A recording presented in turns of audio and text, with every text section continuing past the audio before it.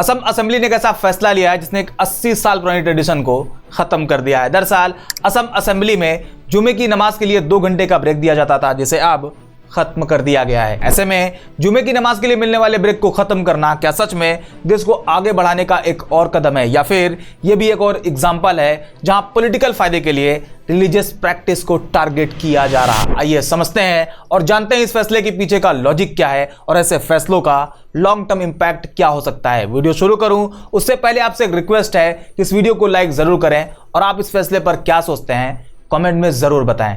अब टॉपिक पर वापस आते हैं। ब्रिटिश इंडिया के टाइम पर असम में एक प्रोमिनेंट मुस्लिम लीडर हुआ करते थे, सर सैयद मोहम्मद सादुल्ला। ये कई बार असम के प्रीमियर के रूप में काम भी कर चुके हैं। ब्रिटिश इंडिया के टाइम पर कुछ प्रोविंस में जो चीफ मिनिस्टर हुआ करते थे उन्हें प्रीमियर कहा जाता था। मतलब सादुल्ला असम में उस टाइम चीफ मिनिस्टर हुआ करते थे। पहली बार साल 1937 से लेकर साल 1938 तक और फिर वापस से साल 1942 से लेकर साल 1946 तक। इस पीरियड में असम में एक अच्छी खासी मुस्लिम पॉपुलेशन रहा करती थी और जैसा कि आप ये जानते हैं कि इस्लाम में फ्राइडे यानी जुमा का दिन मुसलमानों के लिए एक खास दिन होता है और इस दिन सारे मुसलमान जुमा की नमाज अदा करते हैं। इसे काफी इंपॉर्टेंस दी जाती है। इसे देखते हुए साल 1937 में सर सैयद सादुल्ला की लीडरशिप में असम असेंबली ने एक डिसीजन लिया जिसमें जुमे की नमाज के लिए 2 घंटे का ब्रेक दिया गया। यह फैसला मुसलमानों के रिलीजियस राइट और उनके रिलीजियस प्रैक्टिस को देखते हुए लिया जाता है, लेकिन असम की बीजेपी सरकार ने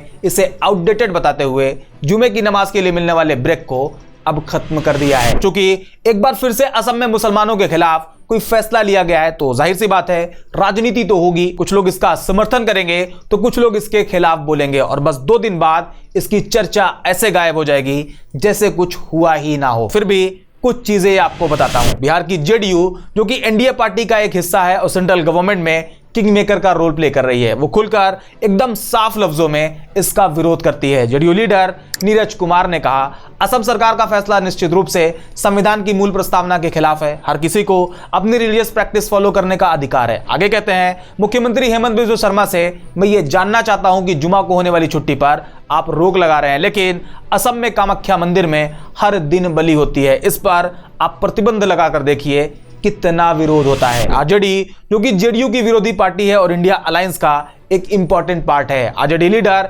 तेजस्वी यादव ने कहा असम के मुख्यमंत्री सस्ती लोकप्रियता पाने के लिए ऐसा करते हैं। भाजपा के लोगों ने नफरत फैलाने, मोदी शाह का ध्यान आकर्षित करने और समाज में ध्रुवीकरण करने के लिए मुसलमान भाइयों को सॉफ्ट टारगेट बना लिया है। कभी वक्फ बोर्ड बिल आ जाता है तो कभी सीए एनआरसी का बिल। ये लोग समाज में नफरत पैदा करना चाहते हैं। तेजस्वी ने कहा जब तक हम लोग हैं उनका कोई बाल बाका नहीं कर सकता। इसी तरह समाजवादी पार्टी के लीडर एसटी हसन ने कहा हेमंत बिस्वा शर्मा जब भी बोलते हैं जहर उगलते हैं और समाज में जहर फैलाते हैं। उनकी सारी सियासत मुस्लिम विरोध पर टिकी हुई है। आगे कहते हैं कुछ मुख्यमंत्रियों में होड़ लगी हुई है कि कौन मुसलमानों को कितना टॉर्चर करता है और केंद्र के नेताओं के करीब हो जाए। एआईएमआईएम लीडर वारिस पठान ने कहा मेरा मानना है कि यह सरकार असंवैधानिक और धार्मिक आजादी के अधिकार का उल्लंघन है और जो प्रथा साल 1937 से चली आ रही थी अब आपको अचानक क्या हो गया। पठान आगे कहते हैं मैंने पहले भी कहा है और फिर कह रहा हूं बीजेपी सरकार और हेमंत बिस्वा शर्मा जैसे मुख्यमंत्री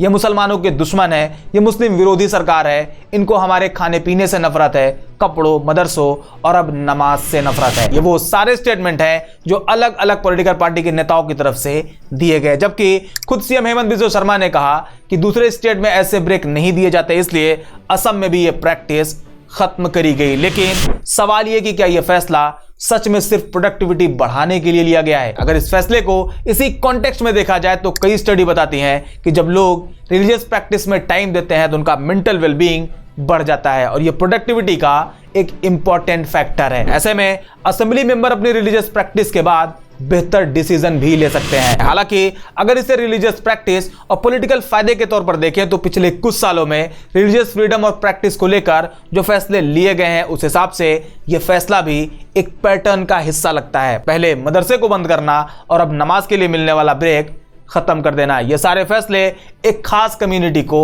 टारगेट करता हुआ दिखाई देता है और जब भी किसी कम्युनिटी के रिलीजियस प्रैक्टिस को टारगेट किया जाता है तो उससे उनकी आइडेंटिटी पर असर पड़ता है। सोचिए अगर यह फैसला किसी और कम्युनिटी के रिलीजियस प्रैक्टिस को टारगेट करता तो इसका रिएक्शन क्या होता ये आप इमेजिन कर सकते हो। जबकि भारत के संविधान का आर्टिकल 25 हर एक इंडियंस को अपना रिलीजन फॉलो करने, प्रैक्टिस करने का अधिकार देता है। और जब भी कोई गवर्नमेंट इस तरह के फैसले लेती है तो ये संवैधानिक अधिकार के भी खिलाफ होता है। ऐसे में यह फैसला सिर्फ एक एडमिनिस्ट्रेटिव डिसीजन नहीं, बल्कि इसे एक कल्चरल आइडेंटिटी को सप्रेस करने की कोशिश की तरह भी देखा जा सकता है। प्रोडक्टिविटी के नाम पर अगर रिलीजियस प्रैक्टिस को टारगेट किया जा रहा तो यह सेक्युलर सिस्टम के भी खिलाफ है। हमें यह समझना होगा कि हमारा यह देश तभी आगे बढ़ेगा जब सभी रिलीजन को इक्वली ट्रीट किया जाएगा। यह फैसला सिर्फ असम तक ही सीमित नहीं, बल्कि यह फ्यूचर के लिए एक सिग्नल भी हो सकता है। अगर हमारी पॉलिटिकल पार्टियां हमारी फ्रीडम और हमारे राइट्स को प्रोटेक्ट नहीं करेंगी तो ये छोटे छोटे फैसले